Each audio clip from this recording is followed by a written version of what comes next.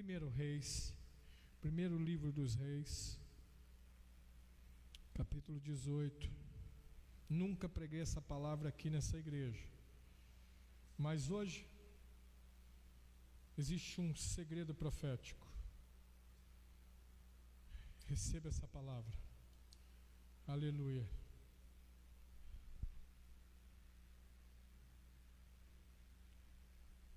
Primeiro livro dos Reis, capítulo 18.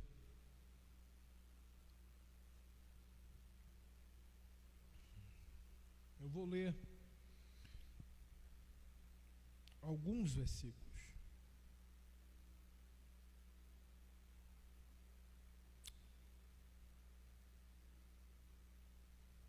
Aleluia. Capítulo 18, o primeiro versículo que eu quero ler é o versículo 21. Elias, aproximando-se de todo o povo, bradou: até quando claudiareis das duas pernas? Se Yahvé é Deus, seguiu. Se Baal é Deus, seguiu. E o povo não soube lhe responder. Versículo 23: deem-nos 2 novilhos, que eles escolham um para si, depois de esquartejá-lo, deposite sobre a lenha, sem lhe atear fogo. Prepararei o outro novilho, sem lhe pôr fogo também. Invocareis depois o nome do vosso Deus, e eu invocarei o nome de Yahvé. A divindade ou o Deus que responder com fogo, esse é Deus. E todo o povo respondeu a uma voz: falaste com sabedoria, assim seja, ou amém.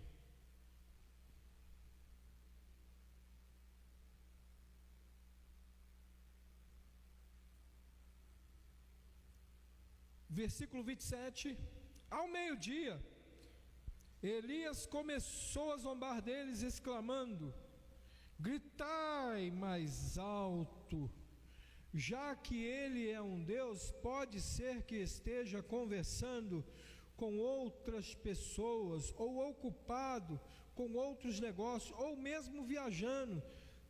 Talvez esteja dormindo e precise ser despertado. Mas eles gritavam, e conforme o seu costume religioso, se retalhavam com facas e com lanças afiadas até escorrer sangue de seus corpos.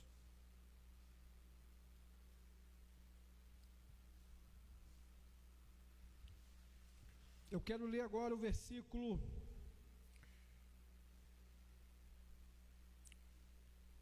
29.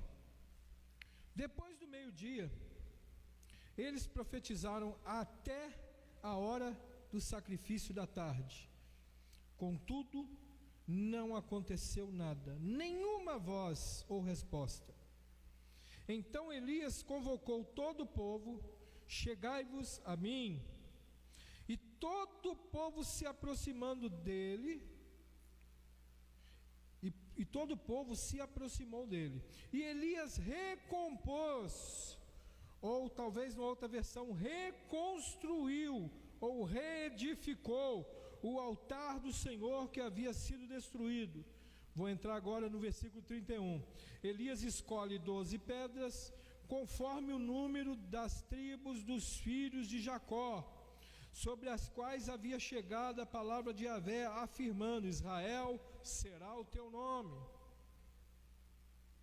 Tomando as 12 pedras, reedificou o altar em nome de Yahvé, o Senhor. Em seguida fez em volta do altar uma valeta com 2 seás de capacidade para conter mais de 12 litros de semente plantadas.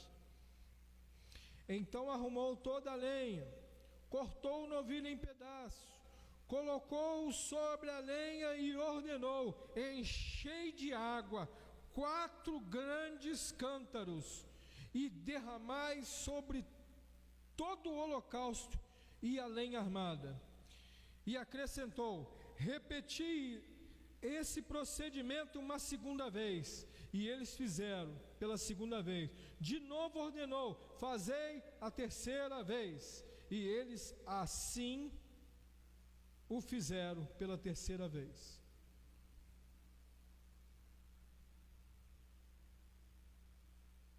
Eu quero que você leia comigo o versículo 37, aonde Elias ora assim: agora, pois, responde-me, ó Yahvé, atende-me para que todo o povo reconheça que só o Senhor é Deus.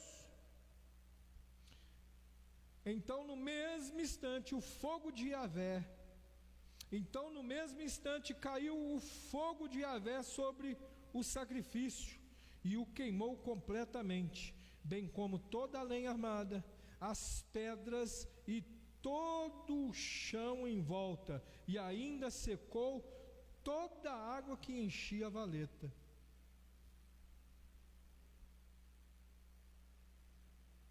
Versículo 43, é bom ler a Bíblia, né? Então ordenou ao servo: sobe agora, olha para o oeste, para o lado do mar. E ele subiu e olhou: não há nada lá, Senhor, respondeu. Mas Elias ordenou: retorna ao mesmo lugar 7 vezes.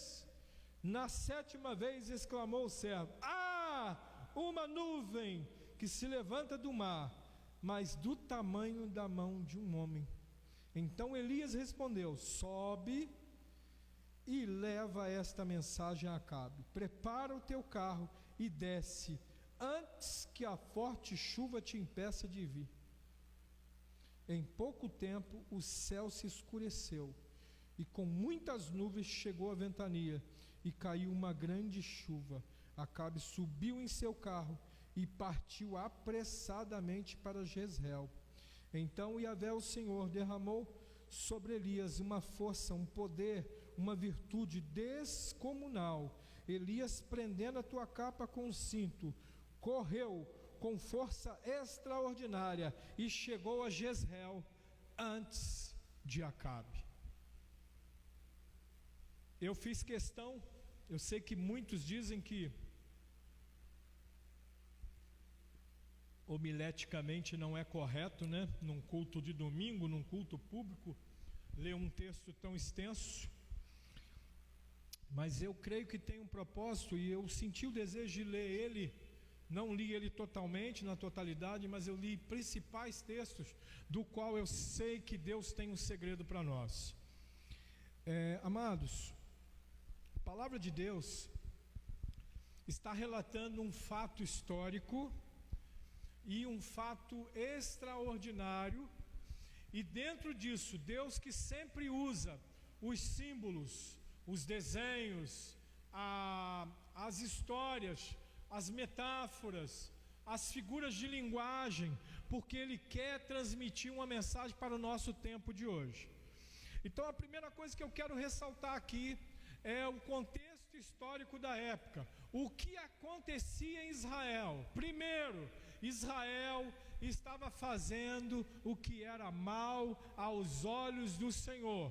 Por quê? Porque o rei Acabe, ele se casou com uma mulher que era adoradora de Baal. Na verdade ela era uma sacerdotisa, o seu pai era um sacerdote, era um homem nobre, mas era um adorador de Baal.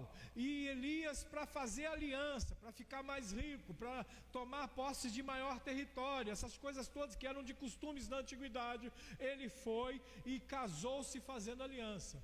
Só que o que Elias não sabia é que, esse dia eu vi uma mensagem, né, falando, até o pastor Cláudio Duarte falando sobre a mulher, né, hiena, né, que a mulher, quando é hiena, né, ela meio que domina a casa, não é isso mesmo, Marília? Ou é o contrário? Não lembra, né? Mas é mais ou menos isso. E Acabe casou mal pra caramba, a verdade é essa. Acabe casou com uma mulher que ela era dominadora, era talvez esse espírito aí de feminismo que impera ainda nos dias de hoje, quer dominar, quer dar as ordens, quer mandar, ela que toma decisão, ela que faz. E Acabe foi se envolvendo com aquela situação, e ele foi sendo enlaçado por aquilo. Quando ele viu, ele estava aprisionado. Agora Acabe também era um adorador de Baal, também adorava Azerá. Por Israel diversos, inclusive esse altar que estava ali, estava em ruína, era um altar ao Deus vivo, mas ele foi destruído, e bem próximo dele foram construídos postes ídolos a Azerá e altares para sacrifício a Baal. Então Israel estava envolto numa podridão, e Elias, movido pelo Espírito de Deus, ele lança uma palavra que naquele momento seria uma tratativa para o povo de Israel, e ele fala para Acabe: olha, Acabe, eu quero te dizer algo, olha, não vai chover sobre a terra. E nós sabemos que dentro do contexto histórico aqui, Israel passou mais de 3 anos, se não me falha a memória, 3 anos e meio, sem receber uma gota de chuva. Esse era o contexto histórico do momento histórico de Israel. Israel estava vivendo uma fase muito difícil. Não havia sequer orvalho, porque Israel, por ser um lugar seco, quando tem orvalho, eles já tinham as técnicas propícias para captar a água ou a umidade desse orvalho e canalizar ela e assim armazenar a água. Só que a Bíblia diz que não havia chuva, nem orvalho, a terra estava seca, animais morrendo. Então vamos fazer aqui agora uma comparação com os nossos dias de hoje. A falta d'água. Os lugares que faltam água no Brasil são os lugares que têm mais doença, pestilências. Porque se não tem água, não tem saneamento básico. Se não tem água, não tem rede de esgoto, não tem tratamento de esgoto. Se não tem água, eles bebem qualquer água que aparece, qualquer chuva que cai, eles juntam água e às vezes não fazem os tratamentos que são precisos para purificar a água. Por isso, eles se tornam pessoas frágeis na sua saúde. Então esse é o primeiro parâmetro. Falta d'água traz doenças, enfermidades, faz a pessoa ficar fraco. Nós sabemos que o corpo humano, quando falta água, ele entra em colapso, a pessoa morre. Falta d'água. Tem um outro problema da falta d'água. Se falta água, todos os alimentos que ingerimos precisam de água. Vamos falar em animal? Um boi, uma vaca, se você gosta de comer carne, picanha, costela, essa coisa toda, quero te dizer, esses animais, para desenvolver, precisam de água. Então, se falta água, esses animais morrem. As verduras, os legumes, para eles germinar e crescer, precisam de água. Eu sei que eu estou falando algo aqui que assim é muito óbvio. Qualquer criança sabe disso, que uma planta para viver precisa de água. Por que eu estou falando isso? É porque eu quero mostrar o ponto em que este país estava vivendo e quero trazer ele sobre a nossa realidade hoje, seja espiritual, seja financeira, em todas as áreas. Agora, se eu não tenho como alimentar o gado, se eu não tenho como plantar, vamos pensar num país igual Israel, que era um país agrícola e pecuarista. Ele tinha rebanhos de ovelhas, cabritos, bodes, bois, jumentos. Na agricultura, Israel produzia grão, cevada, milho,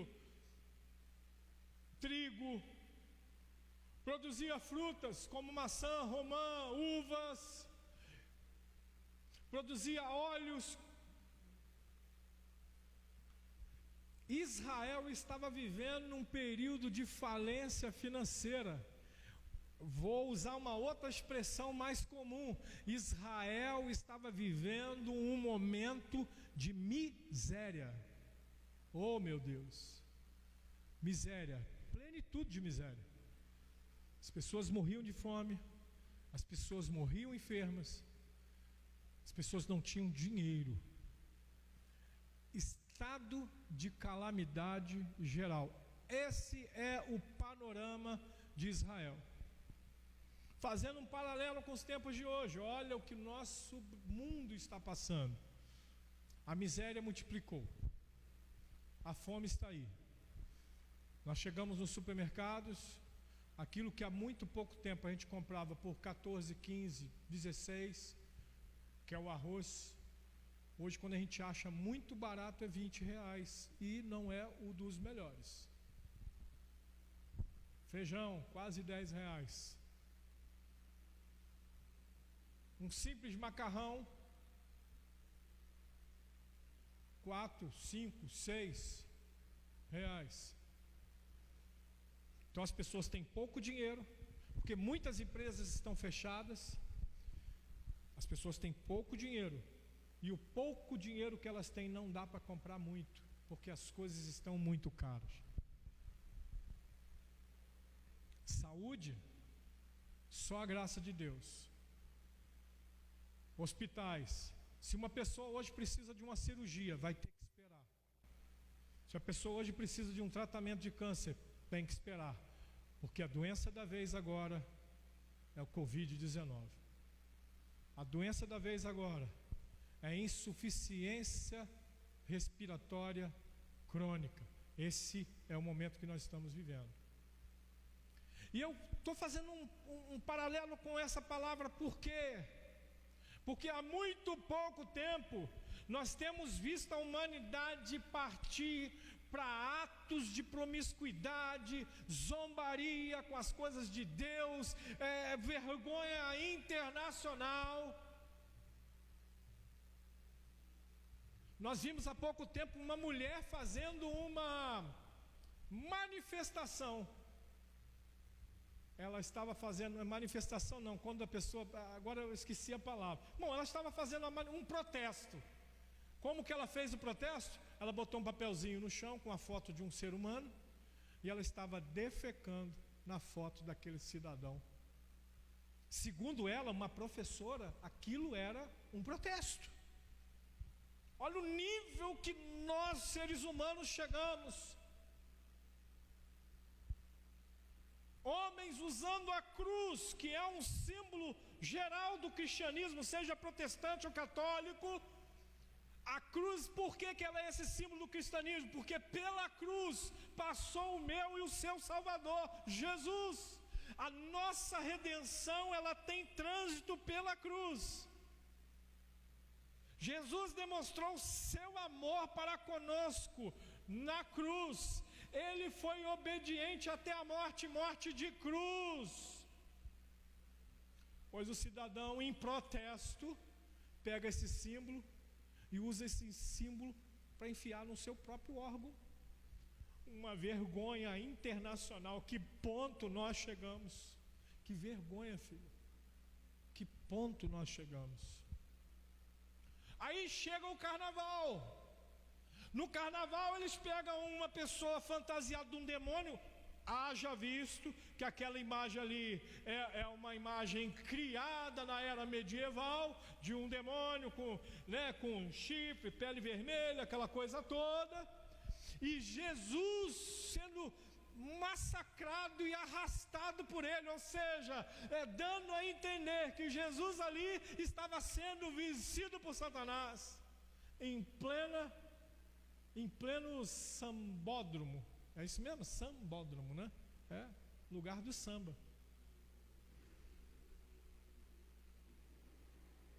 Vergonha, envergonhando o Evangelho, envergonhando o cristianismo, colocando o nosso Senhor. Não para por aí. Um cantor foi lá fazer um show E a palavra dele foi o seguinte: Jesus é bicha, sim. Jesus é travesti. Essa foi a palavra dele num palco cheio de pessoas assistindo aquele evento, e as pessoas entrando em êxtase, achando lindo aquilo.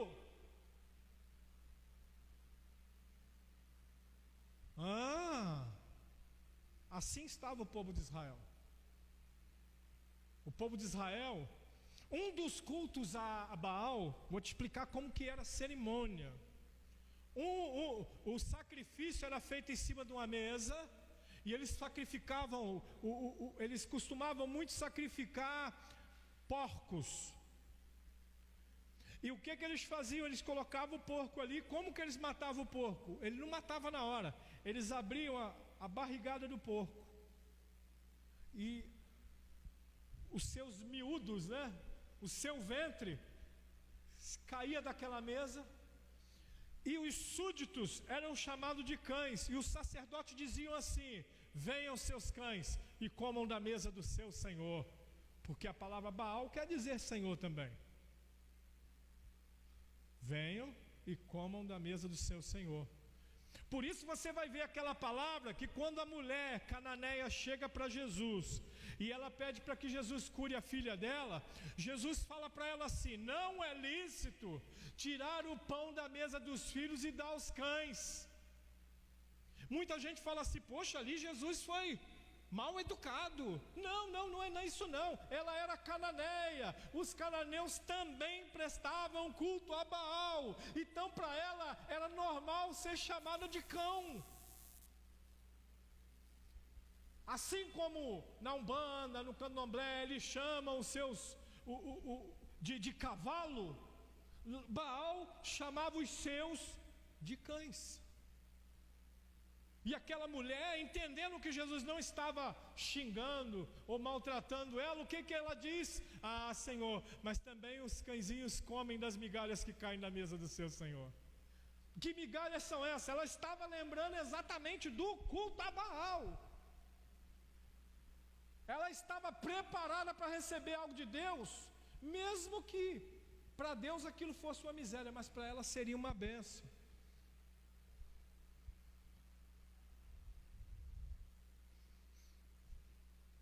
E Israel agora estava comendo até mesmo vísceras de porco, porque a carne do porco mesmo, filho, a carne boa do porco, eram os sacerdotes e o rei que comia. O restante lá eram os fígado, coração, rim, essa coisa toda, eram os cães que comiam, eram os adoradores de Baal.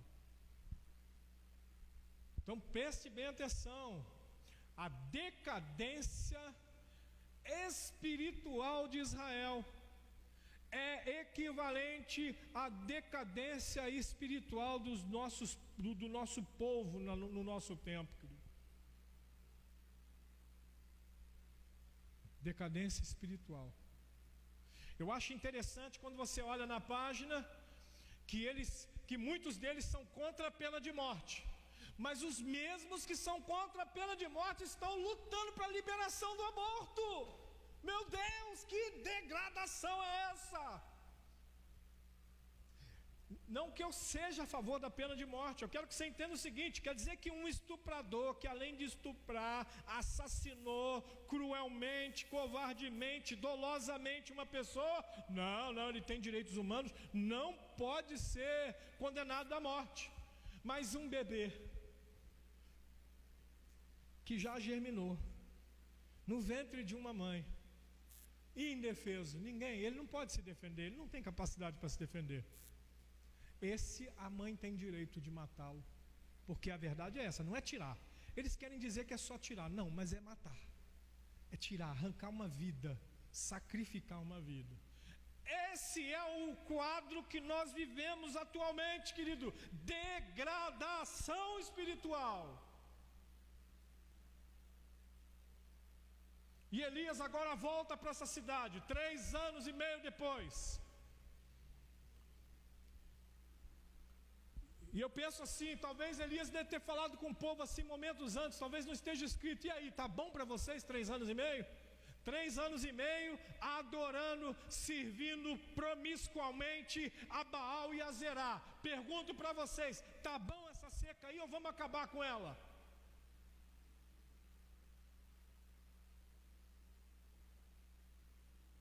E ele lança esse desafio, e o desafio é: o Deus que responder com fogo, esse é o Deus de Israel. Aleluia. E Elias aqui, ele começa a construir um culto. É o que a gente pode chamar de ritual. Ele constrói um ritual, não um ritual novo. Tudo que Elias faz aqui, amados, são ritos que, se você ler o livro de Levítico, Número, Deuteronômio, até mesmo no livro do Êxodo, você vai encontrar isso. Quando Elias vira e fala assim: me dá 2 novilhos, ele está lembrando de Yom Kippur, porque em Yom Kippur são mortos, são sacrificados 2 animais. Um é o expiatório, um sangra na hora, é esquartejado e é colocado no altar para queimar com fogo. Uma redundância aqui, né? Queimar com fogo, né? Ou queimar ao fogo, melhor assim, né? O outro morre também, mas ele não morre na hora, ele é chamado de emissário.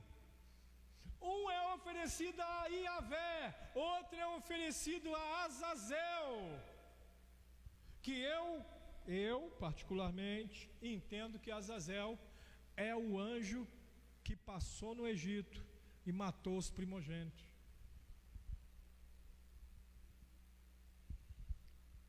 Posso uma hora a gente separar só para estudar isso.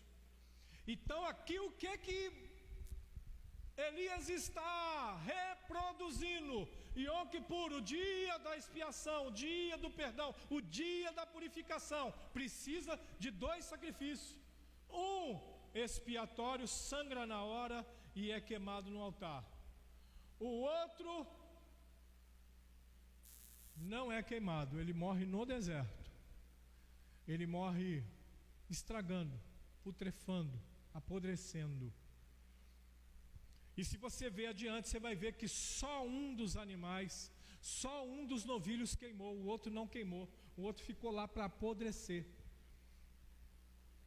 Depois, outra coisa que você vai ver nesse texto é que Elias corre, pega 12 pedras. Ele não pega 5, não pega 6, não pega 7, não pega 8, nem 9, nem 10, nem 11. Ele pega 12 pedras. E a Bíblia diz que ele não faz um altar. A Bíblia diz que ele reconstrói, reedifica o altar. Ou seja, ele foi lá aonde já havia um altar outrora, mas o altar estava em ruína, lugar que era lugar de adoração, lugar que era lugar de sacrifício, lugar que era lugar de se queimar, lugar que era lugar de entregar algo para Deus. Ele foi lá e reedificou. Ele usou 12 pedras, representando as 12 tribos, os 12 filhos de Jacó, que outrora veio a se chamar Israel. Esse é o nome.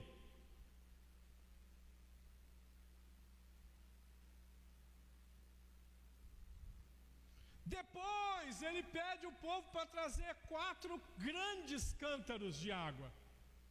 Preste bem atenção, isso é uma outra cerimônia, que de ano em ano, quando tinha um sacrifício, logo depois disso, eles precisavam purificar o templo, lavar o templo com água. E aqui ele reproduz o mesmo cenário, mas agora ele faz um pouquinho diferente. Ele fala: vai lá, pega 4 cântaros, derrama toda a água sobre o holocausto, sobre a lenha, sobre o altar, e aquela coisa. Faz isso mais uma vez, faz isso mais uma vez, 3 vezes, e isso sobre o altar. Eu gosto muito quando se trata de altar, de lembrar de uma história também da Bíblia, que se encontra lá no livro de Josué. Quando eles vão atravessar o Rio Jordão, Deus chama ele e fala assim: Josué, eu vou abrir o rio, No meio do rio vão ficar os levitas e a arca. Os levitas vão ficar tocando, adorando, fazendo lá um louvorzão, e o povo passa. Mas você pega um de cada tribo. Um de cada tribo. E eles, cada um vai pegar uma pedra lá do meio do rio. E você vai fazer um altar do outro lado, fora da água, longe do rio. Antes que ele perguntasse, né? Por que adequar? Por quê? Ele falou assim: para que os filhos dos teus filhos, quando passar e perguntar o que é isto, vocês vão dizer: esse altar foi feito com pedras tiradas do meio do rio que Deus abriu para Israel passar. Esse é o altar do memorial. O altar, a gente faz todo mês aqui um altar de memorial, que é a ceia do Senhor. Fazer isso em memória de mim. Todos os meses nós celebramos em memória dele. Só que a Bíblia diz, ela não diz que Deus falou, ou que um anjo foi lá, soprou no ouvido de Josué. Não, mas a Bíblia diz: fez também Josué um altar no meio do rio, aonde estavam os levitas, com a mesma quantidade de pedra. Só que esse altar não tem explicação na Bíblia. Por quê? Mas o altar está lá no meio do rio Jordão. E quando a gente começa a buscar assim com Deus, por que esse altar no meio do rio? Para que esse altar no meio do rio? Qual a finalidade disso? E Deus me fez lembrar que esse rio Jordão é o único rio que abriu 3 vezes para a pessoa passar no meio dele, pé seco. Abriu para Israel passar. Israel foi para lá tomar posse em Canaã. A Bíblia diz que abriu para Elias e Eliseu passar, e depois abriu para Eliseu voltar 3 vezes. Quando a gente começa a meditar sobre esse rio Jordão, eu me fiz uma pergunta, ou talvez o Espírito Santo imprimiu essa pergunta no meu coração: qual é o rio no mundo que você conhece que cura lepra, ou que tenha curado lepra? Aí eu me lembro de Naamã, que mergulhou 7 vezes no Jordão. Ele era leproso, na 7ª vez ele saiu com a pele dele limpa, saudável, diz a Bíblia, como uma pele de criança. Oh, glória a Deus, querido. Esse é o Deus que você serve, é o Deus que eu sirvo. O mais interessante, que quando Jesus começou o ministério dele, ele foi batizado no Rio Jordão. São fatos interessantes isso, né? E o que eu tiro de tudo isso? Sobre o altar, a importância do altar no meio do rio, a importância do altar na nossa vida. Naquele momento, com o povo de Israel, a importância do altar é que o rio Jordão era a maior, ou o maior impedimento de Israel tomar posse na sua herança. É a maior dificuldade de Israel, é o maior impedimento. Olha que lá do outro lado tinha muralha, lá do outro lado tinha gigante, mas eles jamais poderiam derrubar a muralha ou enfrentar os gigantes se eles não atravessam o rio, pois Deus foi lá e abriu passagem. E o que Josué fez? Já sei, no meio da minha dificuldade eu vou fazer um altar de adoração. E ele foi lá no meio do rio e fez um altar de adoração. O exemplo que eu tiro disso é que quando eu estou no meio da dificuldade e que eu construo ali um altar de adoração, sabe o que vai acontecer, querido? Aquela minha dificuldade, aquilo ali vai se transformar em bênção para as pessoas que vierem no futuro. Tudo aquilo que você transpõe hoje em adoração serve de exemplo, de saída e de bênção para as pessoas do futuro, aqueles que te antecederão.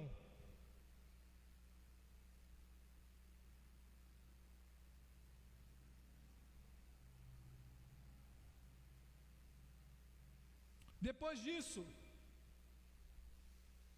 está lá a lenha, está lá o novilho.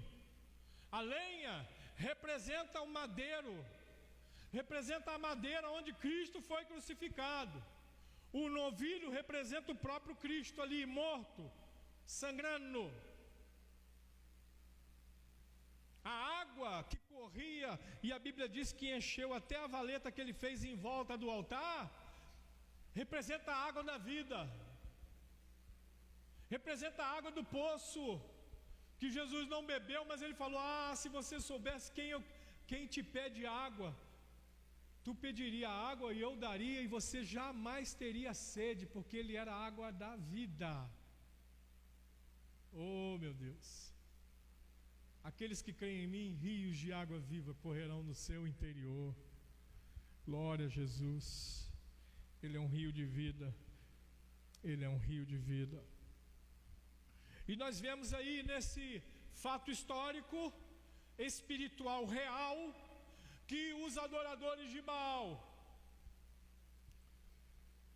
eles se reúnem com os adoradores de Azerá, mais de 800, e eles começam a fazer o culto deles, começam a bater os tambores deles, começam a cantar as canções deles, começam a fazer as retaliações deles, cortar-se, sangrar, sangue escorrendo, e eles gritam, e eles dançam.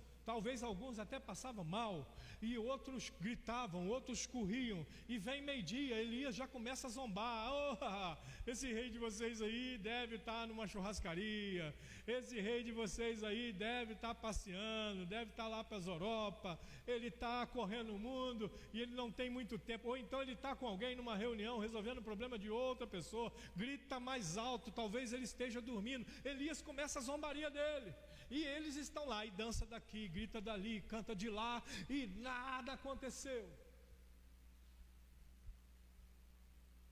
O altar estava pronto, o novilho estava esquartejado, a madeira estava colocada, a água já havia sido derramada.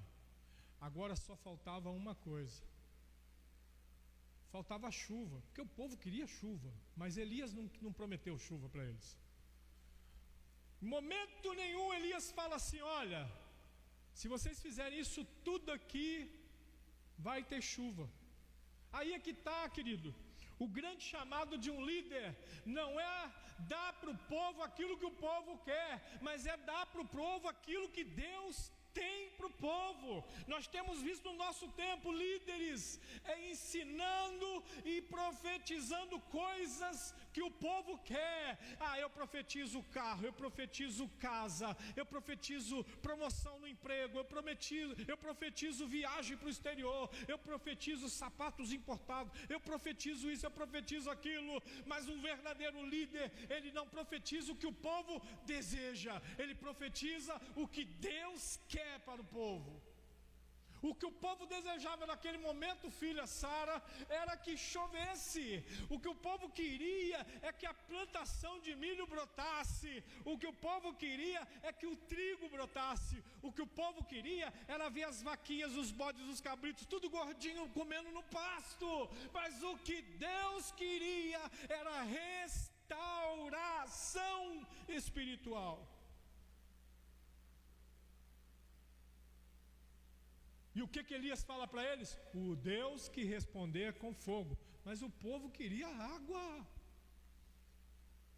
E para mostrar que Elias não estava nem aí para a água, ele falou assim: traz 4 cântaros de água.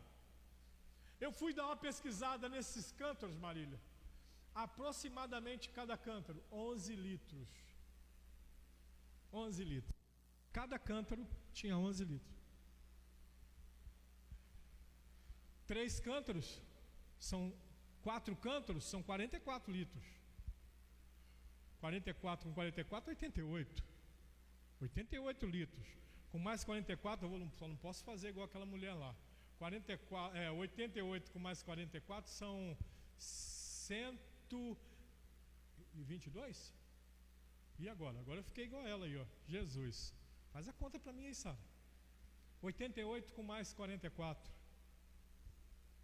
Então, aquele povo todo, o que eles mais tinham dificuldade, que era água, Agora eles tinham que entregar água, porque Elias pediu, fazia parte do culto, fazia parte do ritual.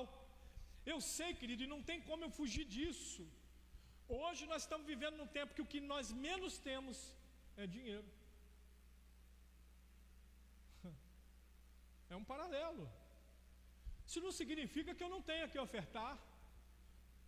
Isso não significa que eu não tenha que contribuir. Isso não significa que eu tenha que dar algo que me custe caro. Isso não significa que eu não tenha que fazer um sacrifício. 44 vezes 3. 102? Ah, é 32? 132. Olha só. Quase que eu acertei, eu passei longe. Agora Elias parte para o principal do culto. Tudo tem o seu lugar no culto, mas agora Elias vai falar com Deus. A palavra de Deus diz que nós precisamos falar com Deus, orai sem cessar.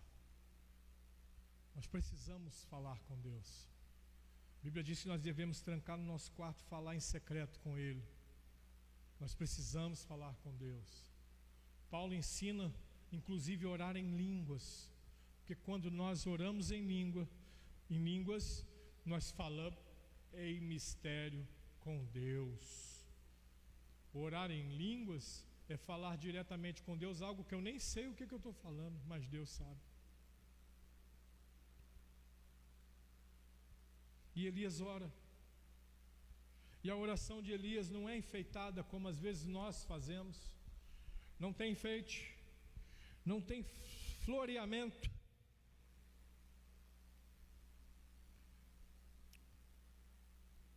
Elias ora assim: ó Deus de Abraão.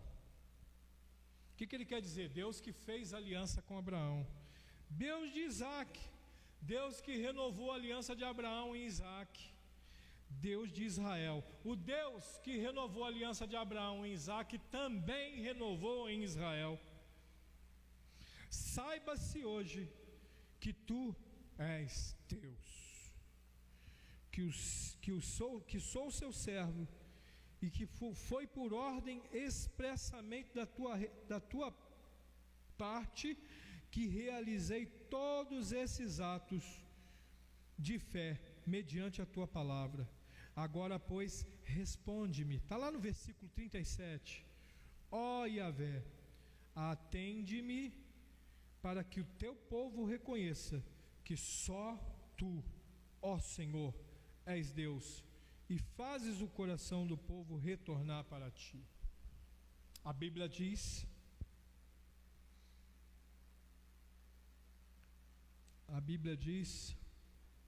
versículo 38, então no mesmo instante caiu fogo de Yahvé sobre o sacrifício e queimou completamente, bem como toda a lenha armada e as pedras e todo o chão em volta.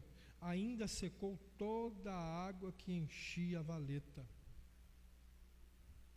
Está com a calculadora aí, Sara? Vou pedir para você fazer uma conta para mim. Eu vou pedir para você que está em casa também fazer uma conta comigo. Esse culto teve alguns elementos numéricos e que eu quero destacá-los aqui. Vai somando aí. 2 novilhos. Somou? Mais 12 pedras para reconstruir o altar. Mais 12 cântaros, porque foram 4 cântaros, depois mais 4 cântaros, depois mais 4 cântaros, 132 litros de água aproximadamente. Somou? No final a Bíblia diz o seguinte, no versículo 43, então ordenou ao seu servo: sobe agora e olha para o oeste, para o lado do mar. Ele subiu, olhou e disse: não há nada lá, Senhor. Mas Elias ordenou: retorna ao mesmo lugar 7 vezes. E Elias, ajoelhou-se ao chão. 7. Somou? Quanto é que dá? Quanto? Você que está em casa somou? Eu sei que era 33, tá? Mas é para todo mundo fazer conta. Amados, quando eu vi esse número, eu me assustei. Porque o que acontece aqui nesse dia é uma redenção. O povo estava em pecado, por isso 3 anos não chovia. Agora o povo faz todo o ritual, 2 novilhos no sacrifício, botou a lenha, botou fogo. Aliás, não colocaram fogo, o fogo veio do céu. Julgaram água e fizeram toda aquela coisa. E Deus derrama fogo e queima o holocausto. Eu vejo aqui uma redenção. Algo que nós precisamos fazer. Nós não vamos queimar bicho nenhum. Eu sou contra esses rituais que tem por aí onde sacrificam animais. Não vamos sacrificar nenhum animal. O sacrifício hoje é outro. Isso aqui é uma tipologia. Eu sou capaz de te dizer, eu tenho autoridade para te dizer que isso aqui que aconteceu no Monte Carmelo, aconteceu no Monte Calvário. Tanto que depois de todo esse sacrifício, Deus envia o fogo do céu. Depois do sacrifício de Cristo também vem o fogo do céu, que é o Espírito Santo.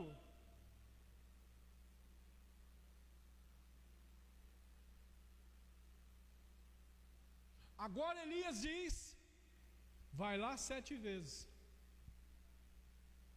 Quando o menino chega a 7ª vez, ele fala assim: agora eu vejo uma pequena nuvem.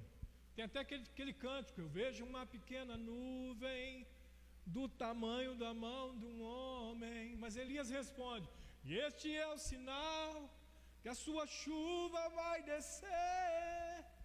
Então Elias fala para ele: corre, fala para Acabe, que é para ele preparar e descer rápido, porque vem uma forte chuva.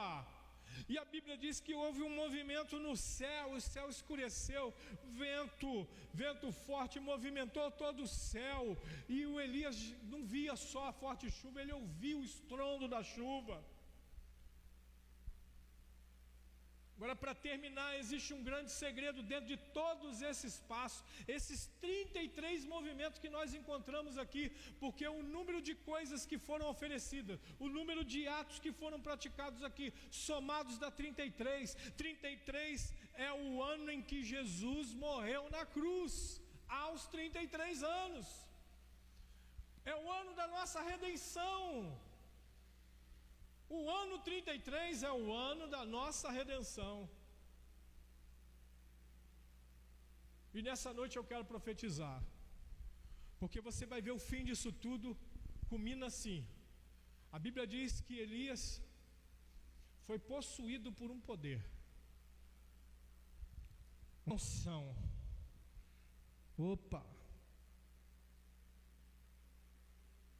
Então o poder de Yahvé, o Senhor, derramou-se sobre Elias, prendendo sua capa com o cinto. Ele correu com uma força extraordinária. O poder de Deus deu uma velocidade extraordinária. Vou repetir: poder de Deus deu a ele uma velocidade extraordinária.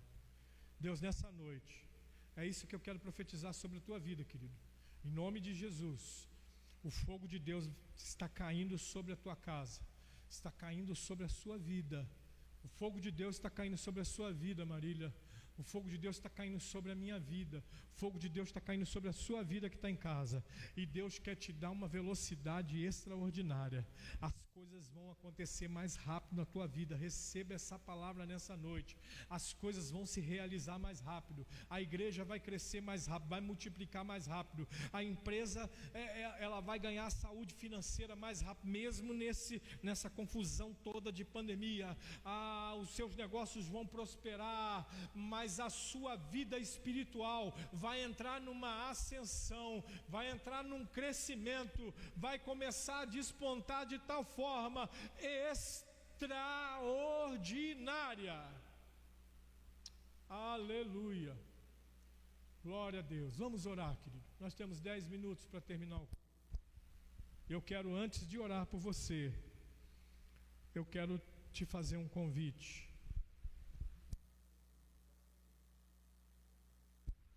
Eu quero te fazer um convite. Tudo que nós falamos aqui envolve a redenção de Cristo. Novilho representa Jesus que morreu por nós na cruz. Esse fogo que cai representa o Espírito Santo, que é aquele que nos convence do pecado, da justiça e do juízo. Tudo isso que nós vemos aqui, a lenha, representa a cruz. A água representa o batismo nas águas. A água representa o purificar. Tudo isso aqui é a redenção de Cristo. E a chuva que vem depois representa as bênçãos de Deus sobre a nossa vida. Porque quando vem a chuva sobre Israel, vem a saúde sobre Israel. Olha o que nós podemos profetizar nessa noite. Senhor, nós profetizamos saúde sobre a cidade, sobre o estado, saúde sobre o Brasil, saúde sobre a América Latina, saúde, Deus amado, pelo mundo inteiro, Deus. Nós queremos profetizar um aniquilamento dessa virologia, Deus, em nome de Jesus.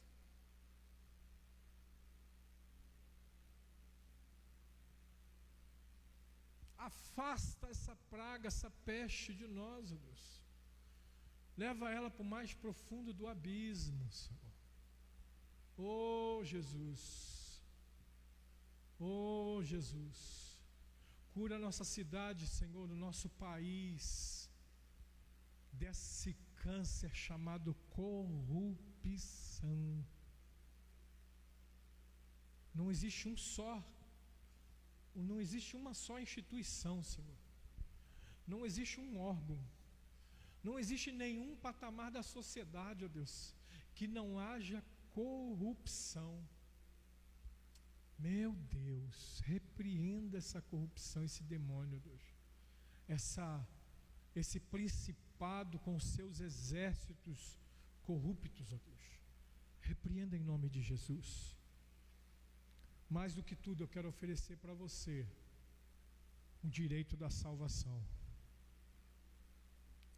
Eu quero falar para você que não tem aonde morar, precisa pagar aluguel para ter uma casa. Eu quero falar para você que não tem condições de comprar roupas de marca. Você que não pode comer as melhores comidas. Você que em muitos momentos passa até necessidade de alimento. Eu quero te dizer que você precisa aceitar esse Jesus. Porque o mais importante de tudo não é o que você tem, mas é o que você é, e você precisa ser salvo. E eu quero fazer esse apelo a ti. Mas eu quero falar com outro grupo de pessoas também. Pessoas que têm condições de comprar carro a hora que quer, na marca que quer, fabricado no país que ele quiser. Você que tem condições de morar em mansões, você que tem condições de viajar pelo mundo ao bel prazer a hora que você quer, você que usa as melhores roupas, frequenta os melhores lugares, quero dizer para você que você precisa aceitar Jesus. E mais uma vez eu te digo que não importa o que você tem, o que importa é o que você é, e você precisa ser salvo, e não há salvação sem Cristo Jesus. E eu faço esse apelo nessa noite. Se você quer aceitar Jesus, aceite-o agora. E eu quero te convidar a orar comigo assim: Senhor Jesus, nessa noite eu me entrego a ti, toda a minha vida, o meu coração. Eu confesso que sou pecador e reconheço que não há salvação fora de ti. Me aceite, Jesus, e escreve o meu nome no teu livro da vida eterna. Amém, querido? Agora eu quero fazer um apelo para você que gostaria de ofertar. Trazer sua oferta. Ah, mas pastor, eu não estou aqui. Tem um QR Code lá, está sendo transmitido ali agora. Ali talvez esteja um valor. Se você quiser ofertar menos aquele valor lá, é porque não consegue fechar. Mas se você entrar nele, você pode alterar para menos qualquer valor. A Bíblia diz que cada um contribua conforme propôs no seu coração. Então a oferta que vale para Deus é aquilo que quando Deus olhar para você e ver a intenção no seu coração. Por isso a Bíblia diz assim, porque Deus ama quem dá com alegria. Deus não ama quem dá muito e nem fica triste com quem dá pouco, mas Deus ama quem dá e ao fazê-lo faz com alegria para semear na obra do Senhor. E a palavra de Deus diz que tem bênçãos. É a palavra de Deus que diz. Se você hoje vai depositar um dízimo, eu quero dizer que a palavra de Deus diz que por causa disso ele vai repreender o devorador. Se você vai fazer uma oferta, Paulo diz que a oferta ela é uma semente. Quem pouco semeia, colhe pouco. Mas quem semeia com fartura, colhe com abundância. Então existem bênçãos. E eu quero pedir a Deus que toque primeiramente no teu coração e que Ele coloque esse desejo no seu coração. Você pode fazer aí o Pix, ou se você quer ofertar de outra forma, depois nos chame, a gente passa as contas. Você vai estar ofertando para o reino de Deus, para a obra de Deus, para o crescimento da obra de Deus, manutenção da obra de Deus, mas você vai estar ofertando a Deus. Deus não precisa do seu dinheiro, Deus não é carente. Quem precisa de ofertar somos nós, porque Deus tem bênçãos para nós que ofertamos. Amém, meu querido? Senhor, nós queremos te agradecer pelo privilégio que temos de ofertar, pelo privilégio que temos de cooperar com a tua obra, o privilégio que temos, ó Deus, de fazer algo para o teu reino. Ó Deus, eu apresento a minha oferta a Ti, apresento a oferta dos Teus filhos que estão em casa, que vão colaborar com essa obra com amor. Pai, que as bênçãos que são prometidas na Tua palavra venham, Senhor amado, se manifestar, Senhor, na vida dos Teus filhos, para a glória do Teu nome, ó Deus. Para a glória do Teu nome, ó Deus. Em nome de Jesus. Em nome de Jesus. Amém, querido? Pode ofertar.